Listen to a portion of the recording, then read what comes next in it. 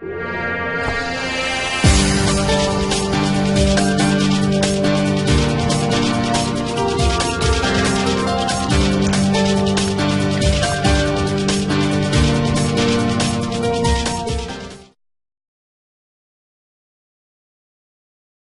be a leader requires one thing and one thing only: followers.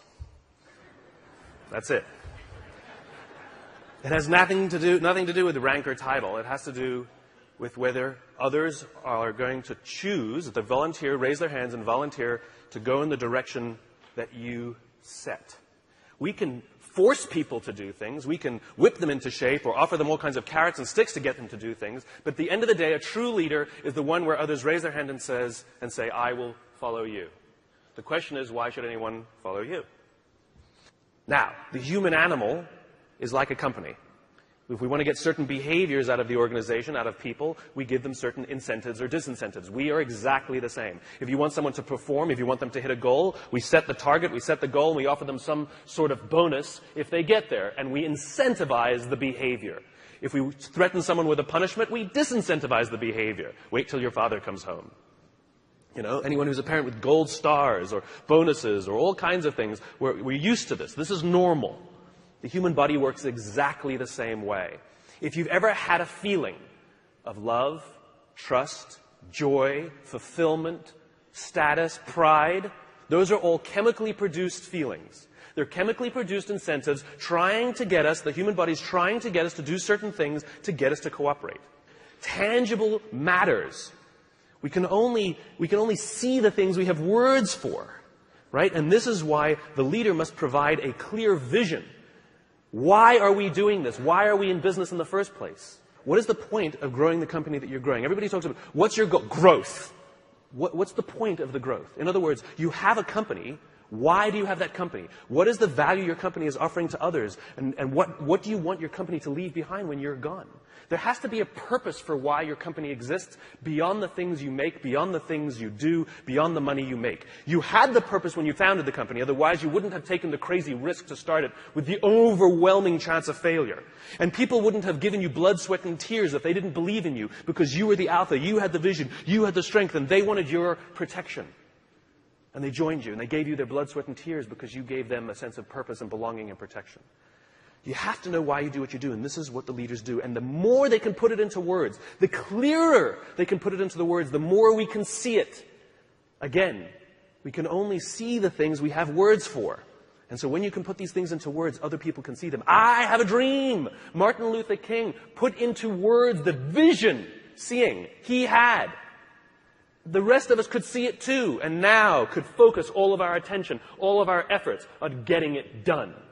And every metric, and this is the purpose of metrics, every metric we use it's not about the metric. Metrics are supposed to measure progress. In other words, each metric is the tree getting a little bigger. Each metric is us getting a little closer to the gazelle. We get another little shot of dopamine. Each metric shows us that we're getting closer to the vision. It's not just about the numbers at the end of the year. How did we do? We're up. Good. Towards what? Towards what? We don't know what we're getting closer to. And it makes work unfulfilling. Don't know what we're working towards. Dopamine. We don't care if we let down the goal. Like if we have a goal that we have to achieve for work and we miss the goal, do we feel bad that we let the numbers down? No. We feel bad that we let somebody we love down. We feel bad that we let down our boss, we let down our parents, we let down our coach, we let down our drill instructor. We feel bad when we let down a human being. Accountability is never to a number. Accountability is to a person. And if there is no relationship with the person who's supposed to look after us and the person we're supposed to be working for, then we don't feel accountable. And this is where leadership becomes really, really important. You see, when we give selflessly to those in our tribe, offering them protection, because that's all anybody wants at work. They want to feel safe, comfortable, protected. Think about it as a parent. You know, back in those days, there were no countries, there were no corporations, there were no companies. They didn't exist. There's only one thing that pre-existed all of those things. The family. That's all we had.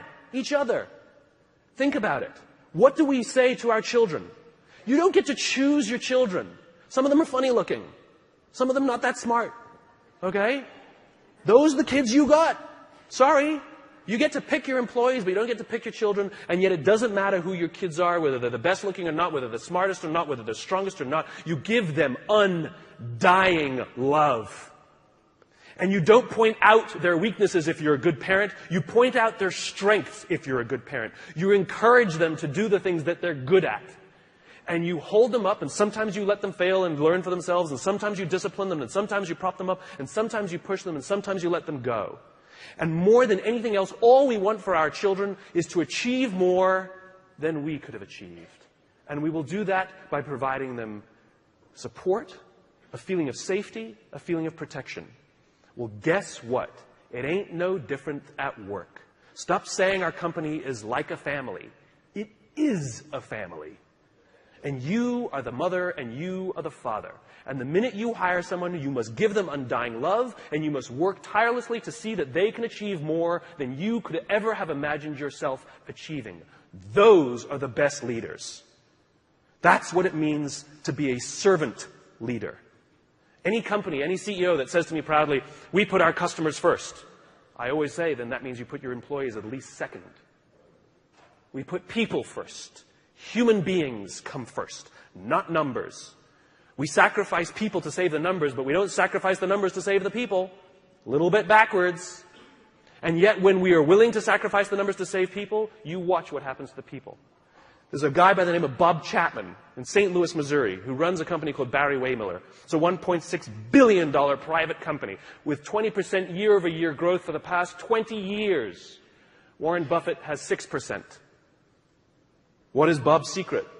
He is obsessed about people. He doesn't even talk about what his company does. It happens to be heavy manufacturing, large capital expenditure machinery. When Kimberly-Clark wants to buy a machine to make toilet paper, they make the machine. Huge, huge blue-collar, sort of good old-fashioned American manufacturing. When the financial crisis hit, Bob's company lost 30% of their revenues off the top. Boom, gone. They could not afford their labor pool at all. And so they sat down and they said, oh my God, do we have to have layoffs? And Bob refused. And so they implemented a furlough program where every employee from CEO to secretary had to take 4 weeks of unpaid time off. They didn't have to take it consecutively, and they could take it whenever they wanted. Those who could afford it more would trade with those who could afford it less. It was remarkable. And Bob told the company, it's better we should all suffer a little than any of us should have to suffer a lot. As human beings, we are biologically designed to cooperate, and we want to help each other. When you give someone the responsibility, when you put them in a position of power or authority for their responsibility, they rise up. Why? Because we all want to feel that our lives have value. We all want to feel that our lives and the work that we do is valuable to the tribe. We all want to know that our company needs us. But we don't make people feel needed, and we don't make their work feel necessary because we take all the responsibility and we don't let them have it. And when people feel fulfilled, when we make them feel necessary and they feel proud because something got done, because they were a part of it, they will give more and more and more and more. People in the Marine Corps are willing to give their lives to people they barely know because they've learned to trust each other. When you show up at Paris Island or in San Diego for the first day of boot camp and you're standing there in the yellow footprints, the drill instructor will yell in your face this far away from you, and the first words they hear, the words I, me, my, are no longer in your vocabulary. They will be replaced with we, together, and us. They are taught that success does not come by yourself. It only comes in a group. There's an old African proverb, to go fast, go alone. To go far, go together. We're all talking about how quickly we're growing our companies. But how long will your company last? 80% of the Dow Index are 35 years or younger. Sure, we build fast-growing companies, but they don't last. I watched it. I went to the Crucible and watched these Marines. The Crucible is their final test before they become Marines. They're out for 56 hours. They get 3 meals, a total of 8 hours sleep the entire time. They're exhausted. They're tired. They're dirty. They're working hard. And you watch a fire squad of 4 guys making their way under barbed wire and shots fired and all of this mayhem and dirt and sand, and it's crazy. And they're dragging themselves across the dirt. And one of the guys is tired and starts falling back. But they have to achieve the mission. They've got to get to the other side. But what do? they stop, they go back, they grab his webbing, and they pull. They slowed themselves down because they'd rather slow down with all four than go fast with three. To go fast, go alone. To go far, go together. Next time somebody says, what are your goals? Stop saying to increase top-line revenues by $1 million or $10 million or whatever you want to do next year. And start saying, we're building a company that's going to last 100 years. Watch the changes that happen inside the company.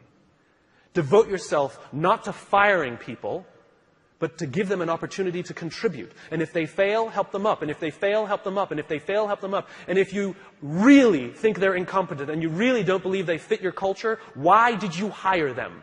Because of their resumes? Or because they belong? We should treat hiring like adopting a child. We don't adopt children by saying, well, I'd like a blonde-haired, blue-eyed kid, yay high, and I want to make sure that they've done well in preschool before I take them. Well, that's how we hire people. I'm looking for somebody with experience in our industry, with at least 5 years, with this kind of, oh, you meet it, we'll take you. No, that's not what we do. When we adopt a child, we're going to give them the keys to our house. We'll let them run around by themselves, maybe even give them responsibility over our other children. It's a slow decision. We want to get to know the kid. We want to spend a little time with the kid. See if they would fit in our family, if our other kids would get along with them. Hiring is exactly the same. You cannot judge the quality of a company by the good times. We cannot judge the quality of a crew when the seas are calm. We judge the quality of a crew when the seas are rough. And numbers will never come to your aid. Ever. People will. If things are going great and everything's growing and you feel that everyone's disposable, guess what? They think the same about you. It's reciprocal. It's always balanced. Time and energy. Roam the halls. Implement policies where if you have something to say somebody, not just the exchange of information, if you want to pay someone a compliment, if you want to ask somebody a question about their work, not about some fact like what time's the meeting, you do not send emails. You stand up, you walk the 35 feet, and you walk into their office and say, hey, quick question for you. That thing that you did for the client, can you just tell me a little more about it because I have a client meeting? I promise you the relationships that will form simply because people are giving time and energy. It's too quick to send an email. It's too easy. If I come over to your house for dinner, and a day later I send you this beautiful email how grateful I am for the dinner that you made for me, or if I sent you a handwritten note with the exact same words, which one makes you feel better? A handwritten note. It's not the words. It's not the intention. It's the time and energy we take. And if you think you're too busy to give time and energy to your people, then they're too busy to give time and energy to you. It is a balanced equation. I imagine a world in which the vast majority of people wake up every single morning inspired to go to work and come home every single day fulfilled by the work that they do. I believe that loving our jobs is a right, not a privilege. Why should it be just the lucky few who get to love going to work? It is an entitlement that we all have. And by saying love our jobs, it doesn't mean we have to like them every day. We love our children every day. We don't like them every day. Right? We don't have to like every day. It can be hard, but we get to love it every day. And the thing that makes us love our jobs is not the work that we're doing. It's the way we feel when we go there. We feel safe, we feel protected, we feel that someone wants us to achieve more and is giving us the opportunity to prove to themselves and to ourselves that we can. This is the world that I imagine. This is why I do these talks. Because I'm just a cog in the wheel, a cog in the machine. I'm just a small piece of the jigsaw puzzle. I come to speak to the nice people like yourselves because you're the ones who are running companies. You're the ones who are in control of the cultures that you're building. You're the ones who determine who you hire and who you don't. Are you hiring based on skills? You're hiring based on culture. I come and share these ideas with you with the hope that some of you will try some of these things, and over the course of time, you will watch your own cultures improve and the people love coming to work. Oh, and by the way, it's good for innovation, it's good for progress, and it's good for profit. Aside. So I thank you very much.